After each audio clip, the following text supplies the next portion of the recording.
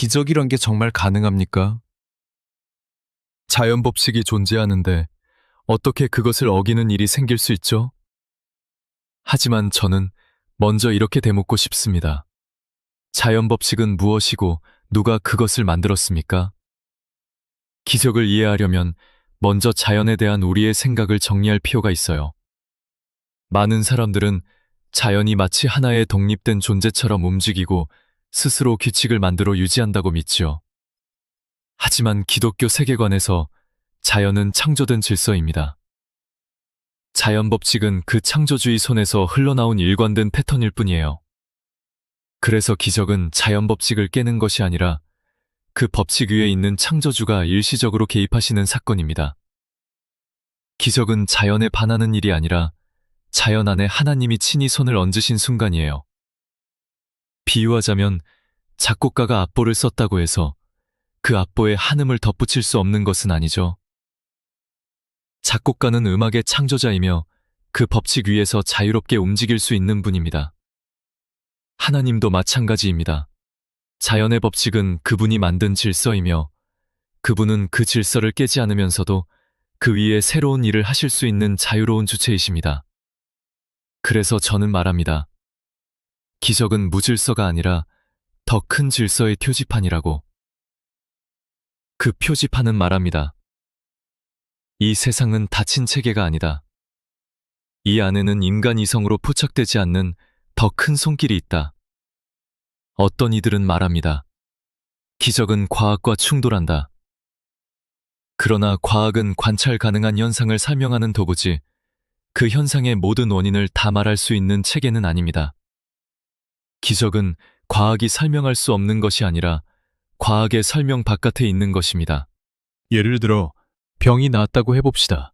의사는 이유를 알 수 없다고 말할 수 있겠지요. 그러나 믿음의 사람은 그 순간 하나님이 일하셨다는 것을 압니다. 기적은 무지의 틈을 메우는 말이 아니라 경험을 통해 우리가 만나는 초월의 단서입니다. 자연은 아름답고 정교하며 경이롭습니다. 하지만 그 모든 자연이 가리키는 방향은 단 하나, 창조주를 향해 열려있는 문입니다. 그리고 기적은 그 열린 문을 통해 하나님이 우리에게 직접 다가오시는 사건입니다. 이것이 기적의 본질입니다. 많은 이들이 기적에 대해 말할 때 이성적 사고와 신앙은 서로 대립한다고 생각합니다. 지성 있는 사람이 어떻게 기적을 믿을 수 있나요? 이 질문은 사실 저 자신도 한때 품었던 것이었습니다. 그러나 시간이 지날수록 저는 진짜 이성적 사고란 무엇인가를 다시 생각하게 되었어요. 진짜 이성이란 닫힌 체계 안에서만 작동하는 것이 아니라 그 체계의 바깥을 상상할 수 있는 능력입니다. 만일 우리가 이성을 진정 신뢰한다면 우리의 이성 역시 어떤 더 큰 지성의 반영이라는 가능성을 열어두어야 하지 않을까요? 말씀이 육신이 되어 우리 가운데 거하셨다. 이 말은 단순한 종교적 문장이 아니라 우주적 진리를 인간의 언어로 번역한 선언입니다. 저는 이렇게 말하고 싶습니다. 기적은 비이성적인 것이 아니라 이성을 확장시키는 사건이라고. 기적은 우리가 아는 세계 너머에서 일어나는 일이 아니라 우리가 아는 세계 안에서 이성이 포착할 수 있는 질서를 따라 일어난 특별한 사건입니다.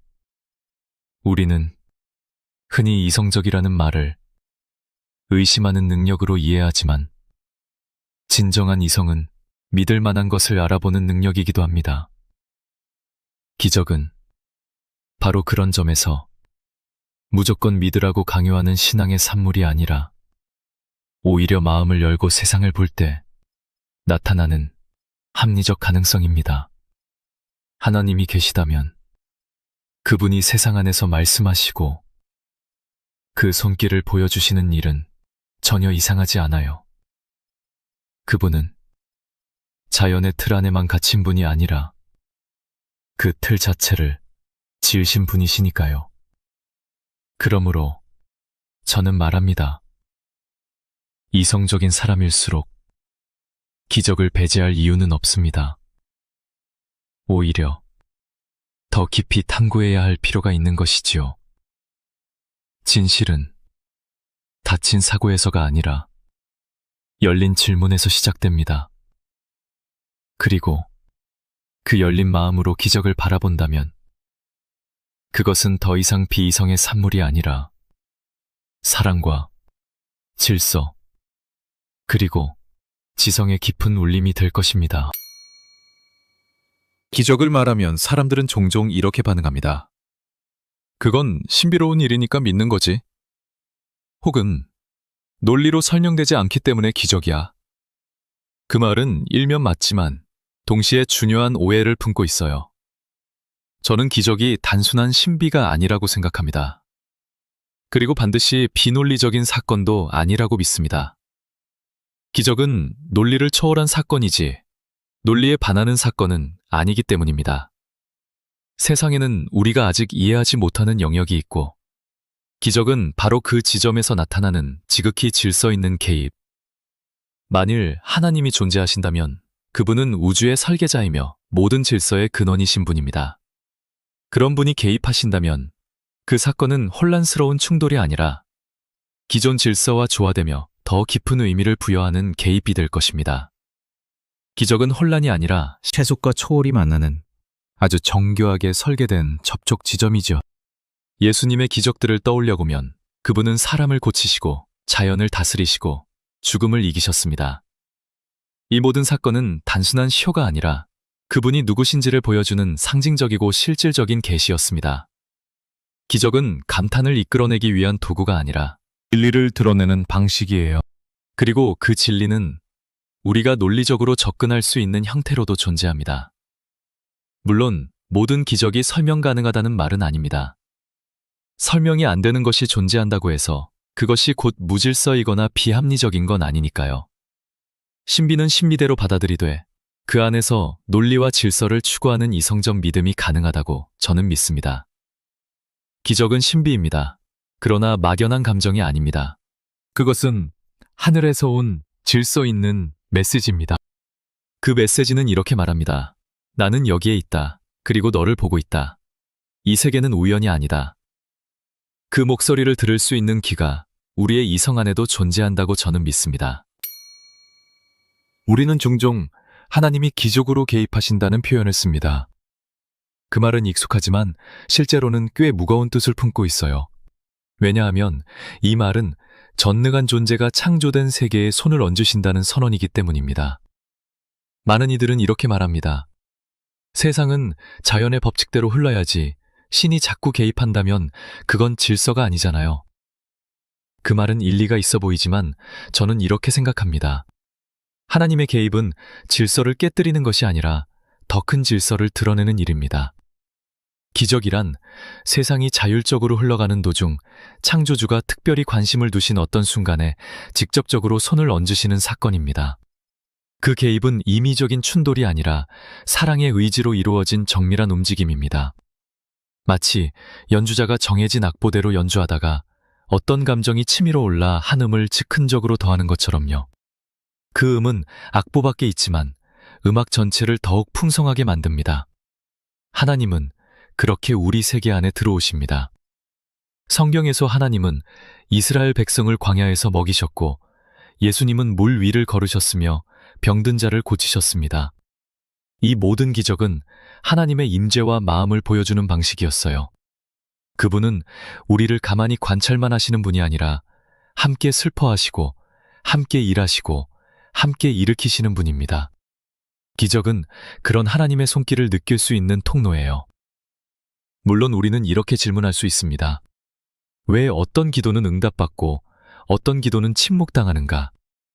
그 질문은 너무도 깊고 저 역시 다 이해할 수는 없습니다. 하지만 분명한 것은 하나님의 개입은 사랑의 맥락 속에서 일어난다는 것입니다. 때로는 기다리게 하심으로, 때로는 즉각 응답하심으로, 그리고 때로는 우리가 알 수 없는 방식으로. 기적은 그래서 어떤 현상이 아니라 하나님의 성품을 드러내는 사건입니다. 그분이 누구이신지를 보여주는 사랑의 표지. 저는 오늘도 그런 기적을 기다립니다. 그리고 그 기다림조차도 하나님의 은혜 안에 있다고 믿습니다. 모든 기적 중에 가장 큰 기적이 있다면 그것은 바로 성육신, 곧 하나님이 인간이 되셨다는 사실입니다. 이 기적은 단순히 초자연적인 사건이라기보다 모든 기적의 문을 여는 열쇠라고 저는 믿습니다. 왜냐하면 성육신은 하나님께서 이 세상에 들어오신 방식이며 모든 기적의 목적과 방향이 결국 이 사건에 닿기 때문입니다. 예수께서 인간의 몸을 입고 오셨다는 것은 하늘의 무한하신 존재가 육신의 제약 안으로 들어오셨다는 뜻입니다. 그것은 마치 작가가 자신이 쓴 소설 속 등장인물로 들어가는 일과도 같습니다. 그 안에 들어가기 위해선 자신의 무한한 능력을 일시적으로 접어두고 제한된 조건을 받아들여야 하죠. 예수님의 탄생은 바로 그런 일이었습니다. 우리가 알 수 없는 차원의 존재가 우리의 시간과 공간 안으로 들어오신 사건. 저는 이 기적을 이렇게 정의하고 싶습니다. 하늘이 이 땅에 닿은 유일한 순간. 성육신은 그저 동정녀 탄생이라는 신비한 사건이 아닙니다. 그것은 하나님이 우리와 함께 하신다는 선언이고 우리의 삶과 고통에 그분이 참여하신다는 약속입니다. 하나님은 멀리 계신 분이 아니라 인간의 삶 한가운데로 걸어 들어오신 분입니다. 그리고 그분이 인간이 되셨기에 우리는 이제 하나님께 더 가까이 다가갈 수 있게 되었습니다. 성육신은 하나의 기적이 아니라 기적들의 중심, 모든 은혜의 시작점입니다. 하나님이 아기로 오셨다는 이 사실은 겸손과 사랑이 얼마나 강력한 통로가 되는지를 보여줍니다. 예수님의 삶, 죽음, 부활이 모든 기적들은 성육신이라는 도입 없이는 설명될 수 없습니다. 그래서 저는 성육신을 역사상 가장 위대한 기적이라고 부릅니다. 그분이 인간이 되셨기에 우리도 그분을 닮아갈 수 있게 되었습니다. 기적은 누구에게나 같은 방식으로 보이지 않습니다. 어떤 이는 한 사건 속에서 하나님의 손길을 보고 감격하지만 또 어떤 이는 같은 장면을 두고 우연이나 착각이라고 말하지요. 왜 그럴까요? 왜 기적은 마치 믿는 사람에게만 보이는 것처럼 작용할까요? 그 이유는 기적이 단순한 시각적 현상이 아니기 때문입니다. 기적은 해석을 요구하는 사건이에요. 그 자체로 존재하지만 그 의미는 그것을 받아들이는 사람의 믿음에 따라 달라집니다. 기적은 맹목적인 신념을 위한 것이 아니라 하나님을 향한 열린 마음에 대한 응답입니다. 예수님께서 이 땅에 계실 때도 기적을 본 사람들이 모두 믿음을 갖게 된 것은 아니었습니다. 어떤 이들은 오히려 더 강하게 거부했습니다. 왜냐하면 그 기적이 자신이 원하던 방식으로 오지 않았기 때문입니다. 기적은 감동이 아니라 결단을 요구합니다. 하나님이 지금 여기에 계시다는 사실을 믿을 것인가, 말 것인가. 그 선택의 문턱에서 사람들은 서로 다른 길을 걷습니다. 기적은 단순한 사건이 아니라 하나님의 존재에 대한 도전장이기도 합니다. 믿음이란 먼저 문을 여는 태도입니다. 그 문이 열려 있을 때 우리는 기적을 보게 됩니다. 그러나 문이 닫혀 있다면 기적은 여전히 존재하지만 그 안에 빛은 들어올 수 없습니다. 기적은 그래서 믿음을 위한 보상이 아니라 믿음과 함께 작동하는 수단입니다. 우리는 믿기 때문에 보는 것이고 보았기 때문에 믿는 것이 아니라는 말을 떠올려야 합니다. 기적은 그 자체보다 그것이 말하고자 하는 분에게 시선을 돌릴 때 의미가 생깁니다. 그리고 그 의미는 믿는 자의 심령 안에서 가장 밝게 빛납니다. 우리가 지금 살아가는 이 시대에도 기적은 여전히 일어날까요? 많은 사람들이 이렇게 말합니다. 예수 시대에는 기적이 있었지만 지금은 과학이 세상을 설명하지 않나. 그 질문은 합리적이지만 저는 이렇게 되묻고 싶습니다. 하나님의 성품은 변했는가? 만일 그분이 지금도 살아계시고 우리를 사랑하신다면 왜 지금도 우리 삶에 개입하지 않으시겠습니까? 기적은 단지 과거의 사건이 아니라 하나님의 임재가 드러나는 방식입니다. 오늘날에도 우리는 때때로 산영되지 않는 치유, 믿을 수 없는 회복, 예기치 않은 만남과 구원을 경험합니다. 그리고 그 모든 순간 속에서 우리는 이렇게 고백합니다. 주님이 하셨습니다. 기적은 감각적으로 눈에 띄는 현상만이 아닙니다. 때로는 아주 조용히, 아주 부드럽게, 마음 깊은 곳에서 시작되는 변화로 다가오기도 합니다. 하나님은 여전히 말씀하십니다. 다만 우리가 그분의 속삭임에 귀를 기울이기를 원하실 뿐입니다. 믿음의 눈을 가진 사람은 평범한 일상 속에서도 기적의 흔적을 봅니다. 햇살 한 줄기, 예상치 못한 위로, 절망 끝에 소망. 이 모든 것이 하나님이 지금도 일하고 계시다는 증거입니다.